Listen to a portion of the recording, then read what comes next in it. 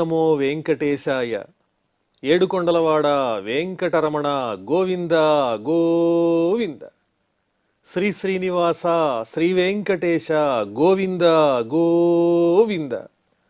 కలియుగ ప్రత్యక్ష దైవం శ్రీనివాస పరబ్రహ్మ అనుగ్రహ విశేషంతో శ్రీమద్భాగవతంలో దశమస్కంధంలోని విశేషాలు యథాశక్తి తెలుసుకుంటూ ఉన్నాం. నారాయణం నమస్కృత్య నరం చైవ నరోత్తమం దేవీం సరస్వతీం వ్యాసం తతో జయముదీరయేత్. శుకయోగీంద్రుల వారు పరీక్షిన్ మహారాజునకు శ్రీకృష్ణ స్వామి దివ్య లీలా విశేషాలను వర్ణించి చెబుతూ ఉన్నారు. గోపాలకులందరూ వనభోజనాలు చేయటం కోసం బయలుదేరారు.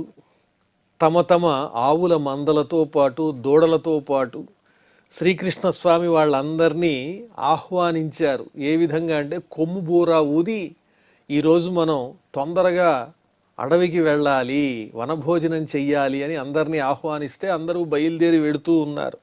అనేక రకాలైనటువంటి ఆభరణములను అలంకరించుకున్నారు. ఒకళ్ళనొకళ్ళు చక్కగా ఆట పట్టించుకుంటూ ఒకరి వస్తువులు ఒకళ్ళు దొంగిలిస్తున్నట్టుగా నటిస్తూ మళ్ళీ తిరిగి ఇచ్చేస్తూ అటు ఇటు ఆడుతూ పాడుతూ హాయిగా ఆవులను తీసుకుని బయలుదేరారు. యది దూరం గతః కృష్ణో వనశోభేక్షణాయతం అహం పూర్వం ఇతి సంస్పృశ్య రేమిరే. వీళ్లలో వీళ్ళు ఆటలాడుకుంటూ ఉన్నారు. శ్రీకృష్ణ స్వామి వీళ్ళందరికీ దూరంగా కొంచెం దూరంగా వెళ్ళి అరణ్య శోభని చూడాలి అని తలచి అటు ఇటు సంచరిస్తూ ఉంటే, నేనే వెళ్ళి ముందుగా కృష్ణుణ్ణి స్పృశిస్తాను, శ్రీకృష్ణుణ్ణి నేనే ముందుగా ముట్టుకుంటాను అని వాళ్ళు పోటీ పడుతూ గబగబా పరిగెత్తుకుని వచ్చి శ్రీకృష్ణుణ్ణి అలా స్పృశించి వాళ్ళల్లో వాళ్ళు ఆనందించి తన్మయులైపోతూ ఉన్నారు. శ్రీకృష్ణుణ్ణి అంతగా అభిమానిస్తున్నారు. అహం పూర్వం, నేనే ముందుగా అక్కడున్న శ్రీకృష్ణుణ్ణి ముట్టుకుంటాను, నేను ముందుగా వెళతాను అని ఒకళ్ళతో ఒకళ్ళు పోటీలు పడుతూ ఆటలాడుతున్నారు గోపాలకులు. కేచిద్వేణూన్ వాదయంతః ధమాంతః శృంగాణి కేచన కేచిత్ భృంగైః ప్రగాయంతః కూజంతః కోకిలైః పరే. కొంతమంది ఏమో వేణునాదం చేస్తున్నారు, వేణువుని ఊతున్నారు.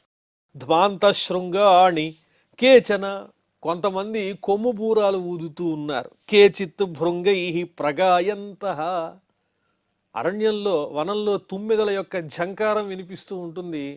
ఆ ఝంకారాన్ని అనుకరిస్తూ తుమ్మెదలతో పాటు వీళ్ళు కూడా ఆ తుమ్మెదల వలె ఝంకారాలు చేస్తున్నట్లుగా శబ్దాలు చేస్తున్నారు. కూజంతః కోకిలైః పరే, చెట్ల మీద ఉండేటువంటి కోకిలలు కూ కూ అని కూస్తూ ఉంటే వాటిల్ని అనుకరిస్తూ ఈ గోపాలకులు కూడా కోకిలల వలె చక్కగా శబ్దాలు చేస్తూ ఉన్నారు. విచ్ఛాయాభిః ప్రధావంతః గచ్చంతః సాధుహంసకైః బకైరుపవిశంతశ్చ నృత్యంతశ్చ కలాపిభిః. ఆకాశంలో పక్షులు అలా ఎగురుతూ ఉన్నాయి. వాటిల్లో కొన్ని పక్షులు కిందుగా వెళ్ళేటప్పుడు వాటి నీడలు భూమి మీద పడతాయి. ఆ నీడ కనిపించంగానే పైన పక్షులు ఎగురుతుంటే వాటి నీడని అనుసరించి గోపాలకులు కూడా పక్షుల్లాగా ఆ నీడలను అనుసరించి నేల మీద పరిగెడుతున్నారు. గచ్చంతః సాధు హంసకైః, అలాగే హంసలతో పాటు పరిగెడుతున్నారు. బకైరుపవిశంతశ్చ, చెరువుల దగ్గర కొంగలు ఆహారం కోసం ధ్యానంలో ఉన్నట్లుగా అలా నుంచుని ఉంటాయి, జపం చేస్తున్నట్లుగా ఋషుల్లాగా. ఆ కొంగల్ని చూసి గోపాలకులు అక్కడికి వెళ్ళి వీళ్ళు కూడా ఆ పక్కనే ఆ బకముల వలె వీళ్ళు కూడా అలా నుంచుని వాటిని అనుకరిస్తున్నారు. వాటితో పాటు కొంగలతో పాటు కూర్చుంటున్నారు. నృత్యంతశ్చ కలాపిభిః, నెమళ్లతో పాటు ఆటలాడుతూ ఉన్నారు. వికర్షంతః కీశవాలాన్ ఆరోహంతశ్చ తైర్ద్రుమాన్ వికుర్వంతశ్చ తైః సాకం ప్లవంతశ్చ పలాదిషు. కోతుల వెంటబడి చిన్న చిన్న కోతి పిల్లలతో ఆడుతున్నారు, వాటి తోకల్ని పట్టుకుని లాగుతున్నారు. ఆరోహంతశ్చ తైర్ద్రుమాన్, ఆ కోతులు చెట్లు ఎక్కుతూ ఉంటే వాటితో పాటు వీళ్ళు కూడా చెట్లు ఎక్కుతున్నారు. అంటే ఆ వానరములను కూడా వీళ్ళు అనుకరిస్తున్నారు. వికుర్వంతశ్చ తైస్సాకం ప్లవంతశ్చ పలాదిషు. వికుర్వంతశ్చ, అవి ఏ విధంగా అయితే చేష్టలు చేస్తూ ఉంటాయో వాటిని వీళ్ళు అనుకరిస్తున్నారు. అవి చేసే చేష్టలన్నీ గోపాలకులు చేస్తున్నారు. అదేవిధంగా చెట్లు ఎక్కుతూ ఉన్నారు, ఒక కొమ్మ మీద నుంచి ఇంకో కొమ్మ మీదకి దూకుతున్నారు వానరముల వలె. ఏ విధంగానైతే వానరాలు ఒక చెట్టు మీద నుంచి ఇంకో చెట్టు మీదకి దూకుతూ ఉంటాయో వాటిని అనుకరిస్తూ వీళ్ళు కూడా అలాంటి ఆటలు ఆడుతూ ఉన్నారు. సాకంభేకై విలంఘంతః సరిత్ ప్రస్రవ సంప్లుతాః విహసంతః ప్రతిచ్ఛాయాః శపంతశ్చ ప్రతిస్వనాన్. కప్పలు గెంతుతూ ఉంటే ఆ గెంతులను చూచి కప్పల్లాగా వీళ్ళు కూడా గెంతుతూ ఆ కప్పల్ని కూడా అనుకరిస్తున్నారు. సరిత్ ప్రస్రవ సంప్లుతాః, అక్కడక్కడ చక్కటి నీటి ప్రవాహాలు కనిపిస్తూ ఉంటే ఆ నీటి ప్రవాహాల్లోకి వెళ్ళి వాటిల్లో తడుస్తూ ఉన్నారు. సరిత్ ప్రస్రవ సంప్లుతాః, నీటి ప్రవాహాలతో శరీరాన్ని తడుపుతున్నారు. విహసంతః ప్రతిచ్ఛాయాః శపంతశ్చ ప్రతిస్వనాన్. అదేవిధంగా తమ నీడలను చూసి వాటిని ఎక్కిరిస్తున్నారు. వీళ్ళు ఎక్కిరిస్తూ ఉంటే ఆ నీడలు కూడా ఎక్కిరిస్తున్నట్టుగా కనిపిస్తుంటాయిగా, అదొక ఆట. తమ నీడలను తామే ఎక్కిరిస్తున్నారు. శపంతశ్చ ప్రతిస్వనాన్, గట్టిగా అరిస్తే వారి శబ్దాలు మళ్ళీ ప్రతిధ్వనిస్తూ ఉన్నాయి. ఆ ప్రతిధ్వనించేటువంటి శబ్దాలను కూడా వీళ్ళు తిడుతూ ఉన్నారు. ఎవరు అరిచేది, ఎవరా అరిచేది అని ఆటగా ఆ ప్రతిధ్వనులను కూడా వాళ్ళు తిడుతూ ఉన్నారు. ఇత్థం సతాం బ్రహ్మ సుఖానుభూత్య దాస్యం గతానాం పరదైవతేన మాయాశ్రితానాం నరదారకేణ సాకం విజహృ కృతపుణ్యపుంజాః. ఈ విధంగా సతాం బ్రహ్మ సుఖానుభూత్య, సజ్జనులైన వారు తపస్సంపన్నులైన వాళ్ళు ఎవరైతే ఉంటారో వాళ్ళకి బ్రహ్మానందాన్ని, నిజమైనటువంటి ఆనందాన్ని కలిగించేటువంటి పరమాత్ముడు ఎవరు అంటే ఆ శ్రీకృష్ణస్వామి. అలాంటి శ్రీకృష్ణస్వామి యోగులకు మాత్రమే అలాంటి చక్కని బ్రహ్మజ్ఞానాన్ని, ఆనందాన్ని కలిగించేటువంటి ఆ పరమాత్ముడు ఈ గోపాలకులతో పాటు సామాన్యుని వలె ఈ ఆటలన్నీ ఆడుతూ ఉన్నాడు. వీళ్ళ భాగ్యం ఏమని చెప్పాలి? దాస్యం గతానాం పరదైవతేన, ఎవరైతే సేవ చేసి ఆ పరమాత్ముని, శ్రీకృష్ణుని యొక్క అనుగ్రహాన్ని పొందాలనుకుంటారో వాళ్ళందరికీ దైవస్వరూపంగా కనిపించి అనుగ్రహించేటువంటి ఆ పరమాత్ముడు ఇక్కడ గోపాలకులతో చిన్నపిల్లవాని వలె ఆటలాడుతూ ఉన్నాడు. మాయాశ్రితానాం నరదారకేణ, మాయకి లోనైనటువంటి వాళ్ళు ఎవరైతే ఉంటారో వాళ్ళని అనుగ్రహించటం కోసమే మానవ రూపంలో ఆయన అవతారాలు ధరిస్తూ ఉంటాడని చెబుతున్నారు. మాయాశ్రితానాం నరదారకేణ, మాయపట్టి పీడించినప్పుడు ఎంతటి వారికైనా నిజమైనటువంటి పరమార్థం తెలియదు. అలాంటి వారిని తన దగ్గరకు చేర్చుకోవాలంటే, వాళ్ళకి కూడా జ్ఞానాన్ని ఇవ్వాలంటే ఆ పరమాత్ముడు తానే స్వయంగా నరరూపాన్ని ధరించి వారిని అనుగ్రహిస్తూ ఉంటాడు. అందువల్లనేనేమో ఇక్కడ శ్రీకృష్ణ స్వామిగా మానవునిగా అవతరించి ఈ గోపాలకులందరినీ అనుగ్రహిస్తున్నాడు. సాకం విజహృ కృతపుణ్యపుంజాః. అటువంటి పరమాత్మునితో ఈ గోపాలకులందరూ హాయిగా సంచరిస్తూ ఆటలాడుతూ కబుర్లు చెబుతూ ఆనందిస్తున్నారంటే వీళ్ళు ఎంత పుణ్యాన్ని సంపాదించారో కదా. గుట్టలు గుట్టలుగా వీళ్ళు పుణ్యాన్ని సముపార్జించుకుని ఉంటారు. లేకపోతే యోగులకు సైతము దుర్లభమైనటువంటి ఇటువంటి చక్కని అవకాశం గోపాల బాలులకు ఏ విధంగా లభిస్తుంది?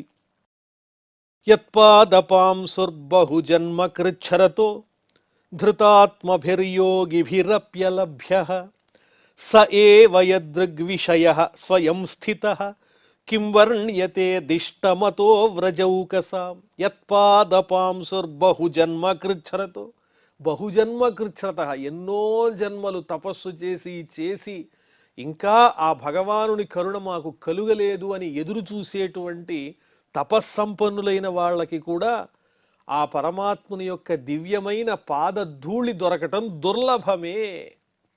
అలాంటి ఆ పరమాత్ముని యొక్క అనుగ్రహం ఈ గోపాలులకు దక్కింది. ధృతాత్మభిర్యోగిభిరప్యలభ్య, హృదయాన్ని బాగా నియంత్రించి ఆ హృదయంలో పరమాత్మనే నిలిపి ఇంద్రియ నిగ్రహంతో తపస్సు చేసినటువంటి మహానుభావులైన యోగుల చేత కూడా అలభ్య, పొందశక్యము కాని పొందలేనటువంటి ఆ పరమాత్ముని అనుగ్రహం ఈ గోపాలులకు దక్కింది. స ఏ వయదృగ్విషయ, సామాన్యమైనటువంటి నేత్రములకు కనిపిస్తూ, ఈ గోపాలకులందరికీ కనిపిస్తూ వాళ్ళని ఉద్ధరిస్తూ ఉన్నాడు. స్వయం స్థిత, వారెదురుకుండా నిలిచి ఉన్నటువంటి వాడై వారిని అనుగ్రహిస్తున్నాడంటే యోగులకు సాధ్యంగాని అద్భుతమైన దర్శనాన్ని ఈ గోపాలులకు అందిస్తూ ఉన్నాడంటే కిం వర్ణ్యతే దిష్టం అతో వ్రజౌకసాం, ఆ గోవ్రజంలో ఉన్నటువంటి గోపాలకుల యొక్క గోపికల యొక్క అదృష్టము, భగవంతుని యొక్క అనుగ్రహం ఎంత గొప్పదని మనం వర్ణించగలుగుతాం. ఎంత చెప్పినా తనివి తీరదు, ఎన్ని జన్మల పుణ్యాన్ని వాళ్ళు సముపార్జించుకున్నారో కదా అంటున్నారు.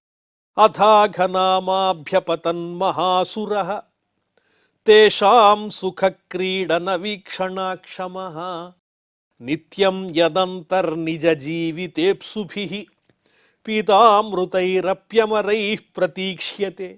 ఇలా వీళ్ళు ఆనందంగా వనంలో శ్రీకృష్ణస్వామితో ఆడుకుంటున్నారు, బలరామునితో. ఆ సమయంలో కంసుని అనుచరుడు ఒకడొచ్చాడు, ఒక రాక్షసుడు. వాడి పేరు అఘాసురుడు. అఘమంటేనే పాపం, పాపాత్ముడైనటువంటి ఆ రాక్షసుడు వచ్చాడు. అథ అఘనామ అభ్యతత్, అక్కడికి వచ్చాడు అనుకోకుండా, హఠాత్తుగా వచ్చాడు. మహాసుర, గొప్ప రాక్షసుడు. తేషాం సుఖక్రీడన వీక్షణ అక్షమ, ఆనందంగా ఆడుకుంటున్నటువంటి ఆ గోపాలకుల యొక్క ఆటలను చూచి అక్షమ, తట్టుకోలేనివాడు. వీళ్ళంతా ఇంత ఆనందంగా ఆడుకుంటున్నారు, వీళ్ళ నాయకుడైనటువంటి ఈ శ్రీకృష్ణుడే కదా నా సోదరుడైనటువంటి బకాసురుణ్ణి, సోదరైనటువంటి పూతనని చంపినటువంటి వాడు ఈ శ్రీకృష్ణుడే కదా, వీళ్ళు మాత్రం ఇక్కడ ఆనందంగా ఆడుకుంటున్నారు, నాకు లేని ఆనందం వీళ్ళకి నేను ఎలా ఉంచుతాను, ఇప్పుడే వీళ్ళని కష్టపెడతాను, బాధ పెడతానని నిర్ణయించుకుని నిత్యం యదంతర్నిజ జీవితేప్సుభిః పీతామృతైరప్యమరైః ప్రతీక్ష్యతే. ఈ అఘాసురుడు ఎంత గొప్ప రాక్షసుడంటే వీడెప్పుడు మరణిస్తాడా అని దేవతలు కూడా ఎదురు చూస్తున్నారు. యదంతః, వీడెప్పుడు చచ్చిపోతాడో కదా, వీడు లోకానికి కీడు చేసేవాడు అని. నిజ జీవితేప్సుభిః, తమ జీవితాలు నిలబెట్టుకోవాలని దేవతలు అనుకుంటున్నారు. ఎలాంటి దేవతలు? పీతామృతైః అమరైః అపి, ఆ దేవతలు అమృతాన్ని సేవిస్తారు, వాళ్ళకి మరణ భయం లేదు. అమృతాన్ని సేవించి మరణం లేనటువంటి దేవతలు కూడా ఈ అఘాసురుని వల్ల తమకు ఆపద కలుగుతుందేమో అని భయపడేంత దారుణమైనటువంటి లక్షణం కలిగిన వాడే ఈ అఘాసురుడు అని చెబుతున్నారు. అంటే ఇది ఒక చక్కని ఉదాహరణ, బాగా అర్థం కావటానికి. ఆ అఘాసురుని యొక్క ప్రతాపం తెలియాలి, వాడి దుర్మార్గం తెలియాలంటే ఎలా చెప్తే బాగా అర్థమవుతుంది అని ఆలోచించి ఒక చక్కని విషయాన్ని చెబుతున్నారు ఇక్కడ. అమృతాన్ని తాగి మరణం లేదనుకున్న దేవతలు కూడా ఈ అఘాసురుని వల్ల ఇంకా తమకు ప్రమాదం కలుగుతుందేమో అని భయపడేంత స్థాయిలో ఉంది వీడి దౌష్ట్యము. అందువల్ల వాడెప్పుడు మరణిస్తాడా, శ్రీకృష్ణస్వామి ఎప్పుడు అతన్ని సంహరిస్తాడా అని దేవతలు కూడా ఎదురు చూస్తున్నారు. అలాంటి అఘాసురుడు అనేటువంటి రాక్షసుడు అనుకోకుండా అక్కడికి వచ్చాడు. దృష్ట్వార్భకాన్ కృష్ణముఖానఘాసురః కంసానువిష్టః సబకీ బకానుజః అయంతు మే సోదరనాశకృత్తయోః ద్వయోర్మమైనం సబలం హనిష్యే. కృష్ణుడు బలరాముడు మొదలుగా కలిగినటువంటి అర్భకాన్ దృష్ట్వా, ఆ గోపాలకులందరినీ చూచాడు. చూచి కంసానుశిష్టః, కంసుని చేత ప్రేరేపితుడై ఉన్నాడు ఆ అఘాసురుడు. సహ బకీ బకానుజః, పూతనకు బకాసురునకు సోదరుడైనటువంటి వాడు. అయంతు మే సోదర నాశకృత్తయోః ద్వయోః, నా సోదరి పూతన, సోదరుడైనటువంటి బకుడు, వీళ్ళిద్దరినీ కూడా సంహరించి నాకు దక్కకుండా చేసి నా ఆనందాన్ని పోగొట్టినటువంటి వాడు ఇదిగో ఈ శ్రీకృష్ణుడే కదా అని ఏనం సబలం హనిష్యే. అలాంటి ఈ బాలరూపంలో ఉన్నటువంటి శ్రీకృష్ణ స్వామిని నేను హనిష్యే, సంహరిస్తాను, నాశనం చేస్తాను అని ప్రతిజ్ఞ పట్టిన వాని వలె వస్తూ ఉన్నాడు ఆ అఘాసురుడు. అదేవిధంగా మా రాక్షసులందరికీ ఈ పని చేసి ఆనందాన్ని కలిగిస్తానని భావన చేస్తున్నాడు. ఏతే యదా మత్సుహృదోస్తి లాపః కృతాస్తదా నష్టసమావ్రజౌకసః ప్రాణే గతే వర్ష్మసు కానుచింత ప్రజాసవః ప్రాణభృతో హి ఏతే. నా సోదరుడు సోదరి వీళ్ళిద్దరికీ కూడా నేను తర్పణాలు చేస్తాను, నువ్వులతో తర్పణాలు చేసినట్లుగా. ఎలా తర్పణాలు చేస్తానంటే వీళ్ళందరినీ సంహరించటమే వారికి చేసినటువంటి తర్పణము. నిజమైన తర్పణం ఏది? ఆ పూతనకు బకునికి నా వాళ్లకు నేను ఇచ్చేటువంటి తర్పణం ఏమిటో తెలుసా? ఇదిగో ఇక్కడ ఉన్నటువంటి ఈ కృష్ణుడు బలరాముడు గోపాలకులు మొదలుగా కలిగిన వీళ్ళందరినీ సంహరించి ఆ సంహారాన్నే వారిద్దరికి పూతనకు అదేవిధంగా బకాసురునికి మరణించిన వాళ్ళిద్దరికీ తర్పణంగా నేను భావన చేస్తూ వీరిని అర్పిస్తాను అని భావన చేస్తున్నాడు. కృతాస్తదా నష్టసమావ్రజౌకసః. వీళ్ళని గనక నేను సంహరించినట్లయితే గోవ్రజంలో ఉన్న గోపాలకులు వీరి తల్లిదండ్రులు వీళ్ళందరూ కూడా వారు బాగా నష్టపోయినట్టే అవుతుంది. వాళ్ళు జీవించి ఉన్నా మరణించినట్టే. ఎందువల్లంటే ఆ గోవ్రజంలో ఉన్న వాళ్ళందరికీ వీళ్ళు ప్రాణసమానులు కదా. వారి దేహం కన్నా వారి సంతానమే అత్యంత ప్రీతిపాత్రం అవుతుంది. దేహం పోయినప్పటికీ నష్టం లేదు, కానీ దేహధారులైనటువంటి వాళ్ళు తమ దేహం కన్నా ఎక్కువగా ఇష్టపడేది ఏమిటి అంటే తమ సంతానాన్నే. ప్రాణే గతే వర్ష్మసు కాను చింత. ప్రాణం పోతే ఏముంది, దానివల్ల ఏ చింత లేదు. కానీ మనం ప్రాణ సమానంగా చూసుకునేటువంటి వాళ్ళకి ఏదైనా ఆపద కలిగిందంటే మాత్రం అది మనం తట్టుకోలేం కదా లోకంలో.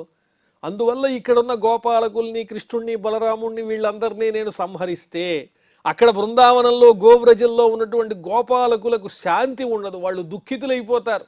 వాళ్ళ ప్రాణం కన్నా అమితంగా ప్రేమించేటువంటి వాళ్ళు గనక నాశనం అయిపోతే అది వారికి వారి మరణం కన్నా దారుణమైన బాధని కలిగిస్తుంది. ఆ బాధని నేను వాళ్ళకి కలగజేస్తాను. ప్రజాసవ ప్రాణభృతో హీయేతే. దేహధారులైనటువంటి వాళ్ళకి వారి సంతానమే ప్రాణం. ఆ గోపాలకుల సంతానమైనటువంటి ఈ పిల్లలందరినీ ఇప్పుడే నేను సంహరిస్తాను, శిక్షిస్తాను అని భావన చేస్తున్నాడు. వీరిని చంపి నా సోదరికి సోదరునకు తర్పణ చేసినట్లుగా నేను భావన చేస్తాను. ఇతి వ్యవస్యాజగరం బృహద్వపుః సయోజనాయామ మహాద్రిపీవరం ధృత్వాద్భుతం యాత్త గుహాననం తద పథివ్యశేత గ్రసనాశయా ఖలః. వెంటనే ఒక ఆలోచన చేశాడు. ఒక మాయారూపాన్ని ధరించాడు ఆ అఘాసురుడు. వ్యవస్య అజగరం. ఈ విధంగా ఆలోచన చేసుకుని బృహద్వపుః అజగరం. అజగరం అంటే కొండ చిలువ యొక్క రూపాన్ని ధరించాడు, ఆ దేహాన్ని ధరించాడు. ఎలా ఉన్నది ఆ కొండ చిలువ? ఆ అఘాసురుని యొక్క దేహం కొండ చిలువ రూపంలో ఉన్న అతని దేహం ఎలా ఉంది? సయోజనాయామ మహాద్రిపీవరం.